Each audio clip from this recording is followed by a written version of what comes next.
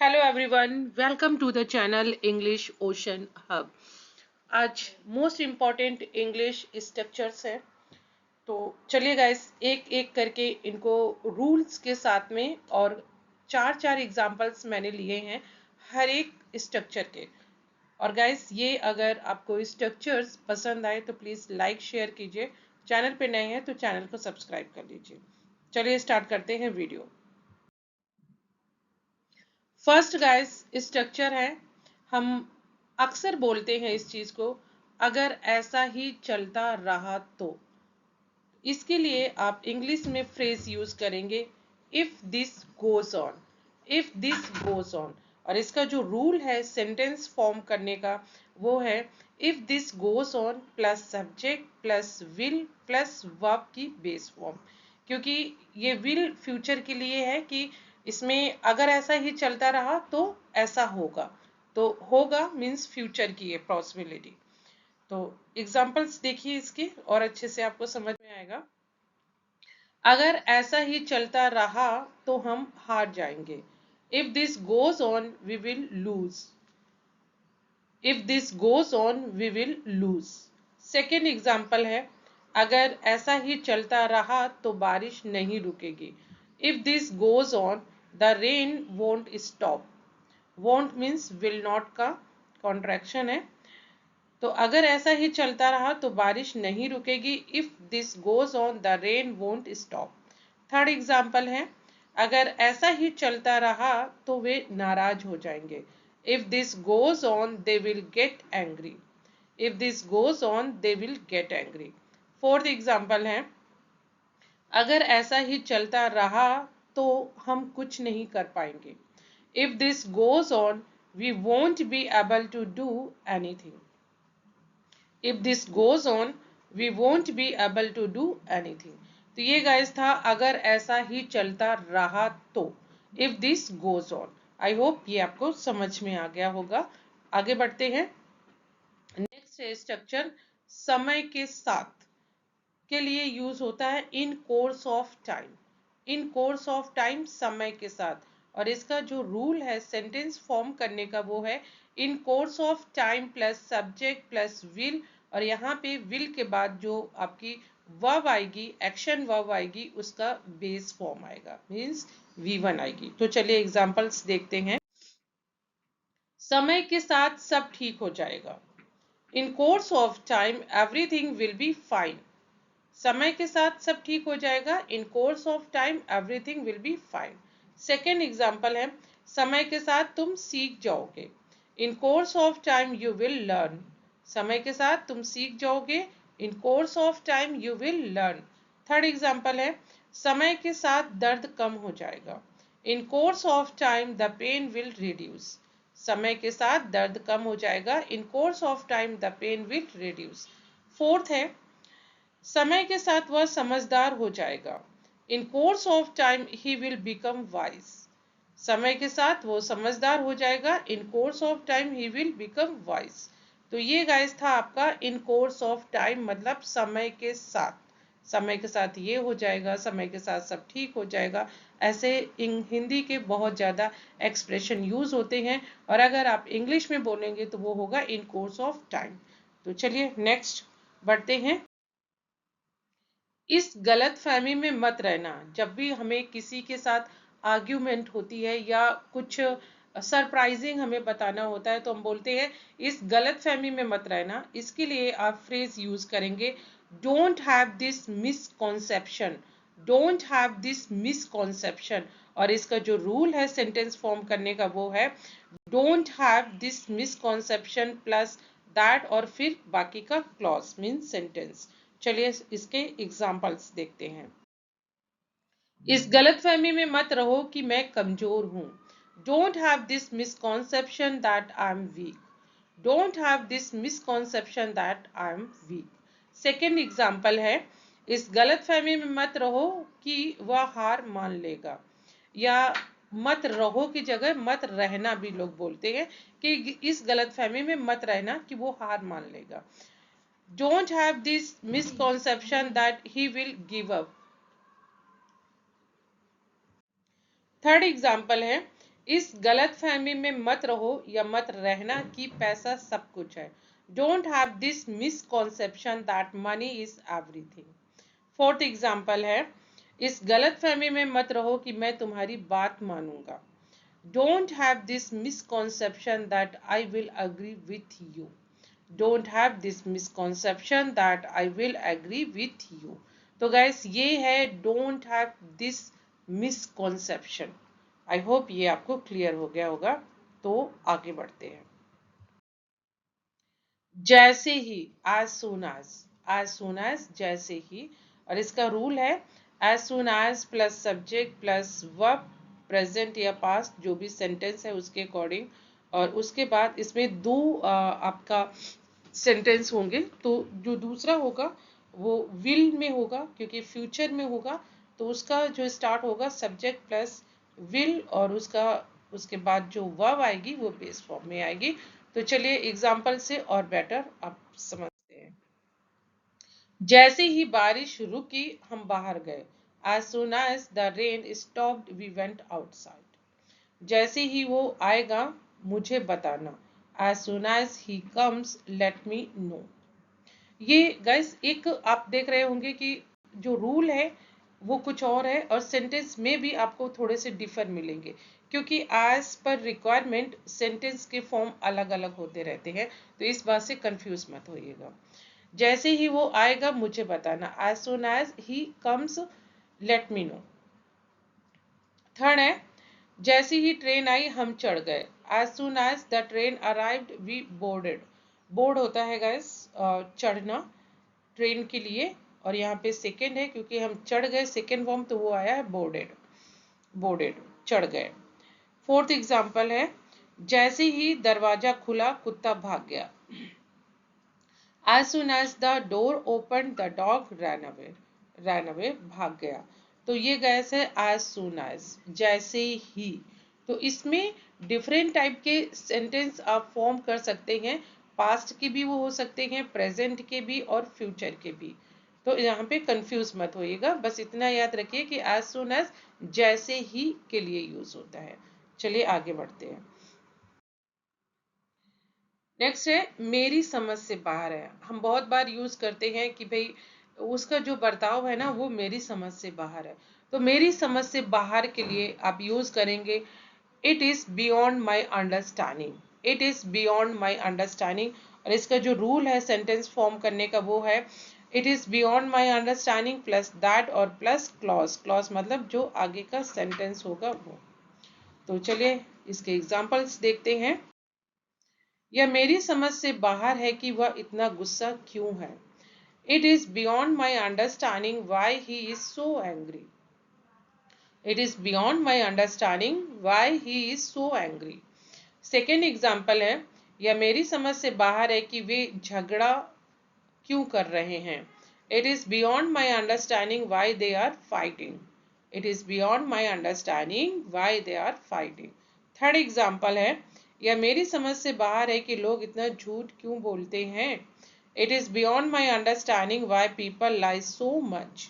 It is beyond my understanding why people lie so much. Fourth example है guys, यह मेरी समझ से बाहर है कि उसने मना क्यों कर दिया। It is beyond my understanding why he refused. Refused मतलब मना करना, रिफ्यूज्ड। तो ये था बियॉन्ड माई अंडरस्टैंडिंग, मतलब ये मेरी समझ से बाहर है। तो आप ऐसे ही बहुत सारे सेंटेंस फॉर्म कीजिए, प्रैक्टिस कीजिए, आपको आ जाएगा। चलिए नेक्स्ट है, इससे कोई फर्क नहीं पड़ता। इसके लिए आप यूज करेंगे it doesn't make any difference. It doesn't make any difference. और इसका जो रूल है सेंटेंस फॉर्म करने का वो है it doesn't make any difference plus weather और इफ और प्लस सेंटेंस बाकी का। आप वेदर का यूज कीजिए या इफ का यूज कीजिए यहाँ पे। चलिए एग्जाम्पल्स देखते हैं।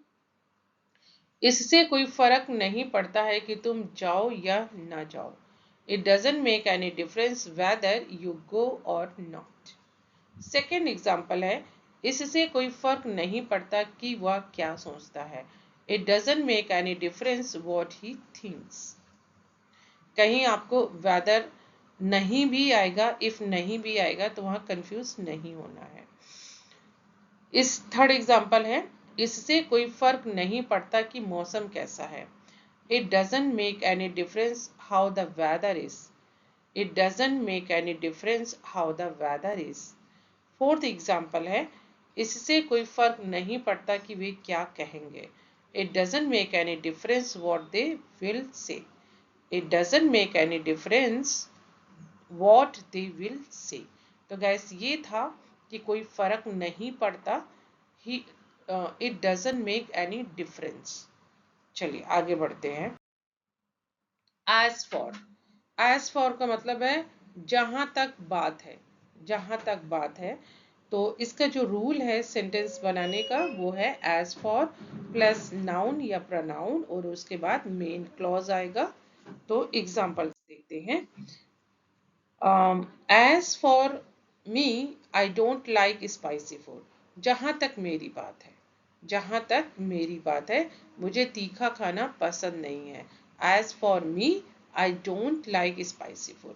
सेकेंड एग्जाम्पल है, जहां तक तुम्हारे सवाल की बात है मेरे पास कोई जवाब नहीं है। As for your question I don't have an answer. As for your question, I don't have an answer. Third example है, जहां तक मेरे भाई की बात है उसे किताबें पढ़ना पसंद है। As for my brother, he loves reading books. As for my brother, he loves reading books.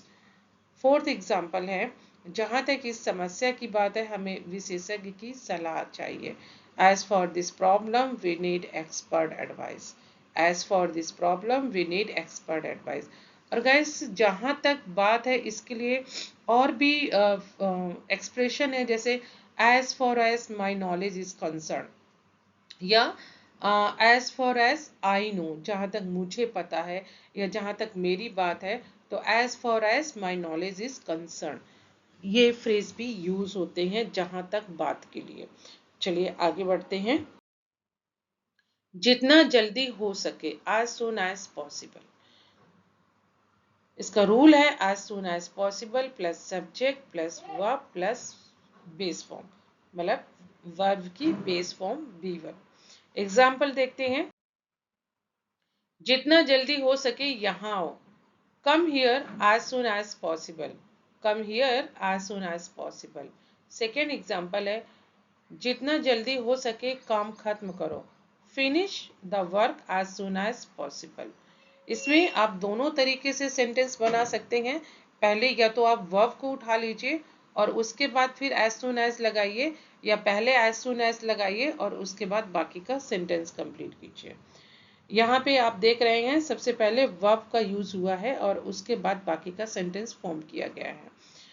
Third है, जितना जल्दी हो सके डॉक्टर को बुलाओ। Call the doctor as soon as possible. Call the doctor as soon as possible. Fourth है, जितना जल्दी हो सके मुझे जवाब दो। Give me an answer as soon as possible. Give me an answer as soon as possible. तो ये था एज सुन एज पॉसिबल, जितनी जल्दी हो सके। Moving to next. यह देखकर आश्चर्य हुआ। It is surprising to see. It is surprising to see. और इसका रूल है it is surprising to see plus that plus clause. Sentences देखिए। यह देखकर आश्चर्य हुआ कि वह इतना बदल गया है। It is surprising to see that he has change so much. It is surprising to see that he has change so much. Second example है, यह देखकर आश्चर्य हुआ कि उसने परीक्षा पास कर ली है। It is surprising to see that he passed the exam. It is surprising to see that he passed the exam. Third example है, यह देखकर आश्चर्य हुआ कि उसने कुछ नहीं कहा। It is surprising to see that he said nothing. It is surprising to see that he said nothing. Fourth example है, यह देखकर आश्चर्य हुआ कि बारिश नहीं हुई। It is surprising to see that it didn't rain. और गाइस यहाँ पे इज आप देख रहे हैं क्योंकि ये प्रेजेंट की बात है। आप पास्ट में भी बना सकते हैं कि ये देखकर बड़ा आश्चर्य हुआ था, तो इट वॉज सरप्राइजिंग टू सी, ये भी आप बोल सकते हैं। तो ये आपको आई होप आ गया समझ में। चलिए नेक्स्ट देखते हैं। इवन बाय मिस्टेक, जब हम बोलते हैं ना गलती से भी नहीं, मतलब गलती से भी उससे बात मत करना, गलती से भी वहां मत जाना, गलती से भी फोन मत चलाना, तो गलती से भी के लिए यूज करेंगे इवन बाय मिस्टेक। और इसका रूल है even by mistake plus verb और उसका बाकी का क्लॉज। चलिए सेंटेंस देखते हैं। गलती से भी ये मत कहना, don't say this even by mistake, don't say this even by mistake. Second है, गलती से भी उसे पैसे मत देना, don't give him money even by mistake, don't give him money even by mistake. Third example है, गलती से भी मुझे मत बुलाना, don't call me even by mistake, don't call me even by mistake. Fourth example, गलती से भी इस फाइल को डिलीट मत करना, don't delete this file even by mistake, don't delete this file even by mistake. तो ये गाइस आप यहाँ डोंट से भी सेंटेंस फॉर्म कर सकते हैं, कोई बुराई नहीं है, और इवन बाय मिस्टेक से भी सेंटेंस को स्टार्ट कर सकते हैं, दोनों तरफ से बना सकते हैं। नेक्स्ट है लेट अलोन। लेट अलोन का बात करें तो यूज होता है कि दूर की बात है या छोड़ो ना, इस सेंस में, जैसे कि उसको खाना बनाना तो छोड़ो, उसको तो कॉफी बनानी भी नहीं आती है, उसको इंग्लिश बोलनी तो छोड़ो, उसको तो पढ़नी भी नहीं आती है। या आप बोले कि उसको गाड़ी चलानी मीन्स कार चलानी तो दूर की बात है, उसको तो साइकिल चलानी भी नहीं आती है। तो जब इस तरीके के एक्सप्रेशन आते हैं कि दूर की बात है या छोड़ो, तो वहां पे आप लेट अलोन का यूज करते हैं। और इसका देखिए कैसे स्ट्रक्चर फॉर्म करते हैं। पहले मेन क्लॉज होता है, उसके बाद लेट अलोन और फिर सेकेंड क्लॉज। सेंटेंस देखिए, मैं दौड़ नहीं सकता, साइकिल चलाना तो दूर की बात है, I can't run let alone ride a bicycle. Second example है, उसके पास किताबें खरीदने के पैसे नहीं है, लैपटॉप लेना तो दूर की बात है, he can't afford books let alone a laptop, he can't afford books let alone a laptop. Third example है, वह हिंदी नहीं बोल सकता है, संस्कृत तो दूर की बात है, he can't speak Hindi let alone Sanskrit, he can't speak Hindi let alone Sanskrit. Fourth है, मुझे चाय बनानी नहीं आती, बिरयानी बनाना तो दूर की बात है, I can't make tea let alone biryani. तो गैस ये है लेट अलोन, दूर की बात है या छोड़ो, ऐसे जब एक्सप्रेशन आता है। गैस नेक्स्ट है, और ये लास्ट है बट नॉट द लीस्ट, जैसा कि उम्मीद थी, एज एक्सपेक्टेड। हम बोलते हैं ना जैसा कि उम्मीद थी वो नहीं आएगा, तो एज एक्सपेक्टेड। रूल है as expected plus clause. Sentence देखते हैं, जैसा कि उम्मीद थी वह परीक्षा में पास हो गया, as expected he pass the exam. जैसा कि उम्मीद थी बारिश शुरू हो गई, as expected it started raining. Fourth है, जैसा कि उम्मीद थी उसने नौकरी छोड़ दी, as expected he quit his job, as expected he quit his job. Last example है फोर्थ नंबर, जैसा कि उम्मीद थी टीम ने मैच जीत लिया, as expected the team won the match, as expected the team won the match. तो ये गैस आपका था एज एक्सपेक्टेड, एज एक्सपेक्टेड जैसा कि उम्मीद थी। तो ये गाइस आपके एडवांस स्ट्रक्चर्स थे। आई होप ये वीडियो आपको बहुत पसंद आएगी, और पसंद आए तो गाइस कमेंट करके मुझे अपना फीडबैक जरूर दीजिएगा। Thank you guys, thank you for watching.